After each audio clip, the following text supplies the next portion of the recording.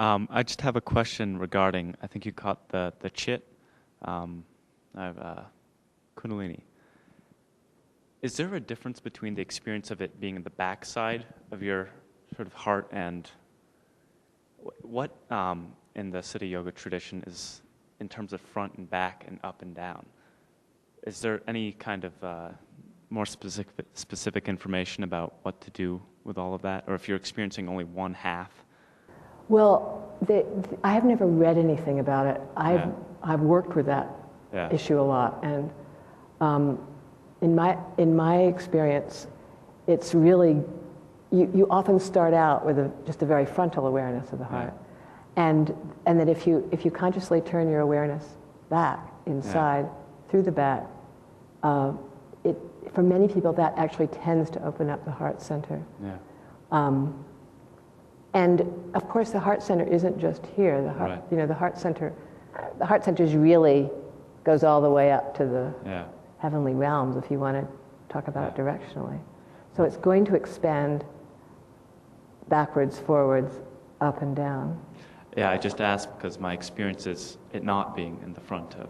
In terms of Kundalini, it's more the back. It's much more. It's just the back of the heart area and out through my arms and out through my middle fingers and up the top of my head, but nothing really ever comes back down, and sort of there's nothing really from the base of the spine until the heart area. So in other words, you don't have much experience of the lower chakras? No. Well, I would advise you, Colin, to do a little Muladhara chakra practice. I'm sort of serious about that. Yeah. I mean, I think it's really helpful to bring your energy back down to the ground periodically. Well, it's ungrounding. It feels like you're being electrocuted in certain ways. So it's like... Well, you could try taking it down into the center of the earth. Yeah. And so that you're it's not just in the ground of your body. It's in the ground of wholeness. I say that only because I don't actually think it's good for our health to have all our energy in the upper body. It tends to prompt us to leave the body and go into these kind of trance-like states. And if you leave the body too much, viruses and infections and strange chronic diseases sort of come and live where you've abandoned the space. Get a girlfriend. Yeah, get a girlfriend. All right.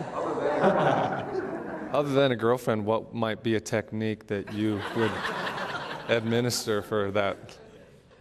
And I do this myself because I have the same tendency that Colin does.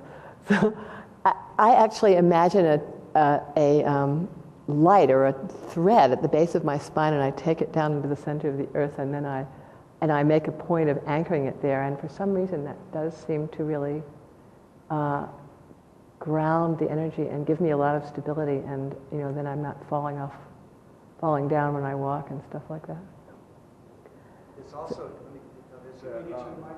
in the Buddhist tradition, as you know, one of the nice visualizations is of Vajrasattva, and you can actually bring that down the front. You imagine, and if you imagine them in Vajrasattva with consort, then with actually making love, and you can imagine the white light coming down from them, and you sort of visualize that coming down the front side as well. And that can be very powerful. And you can also do what Sally's recommending, just let it go all the way down into the earth as well.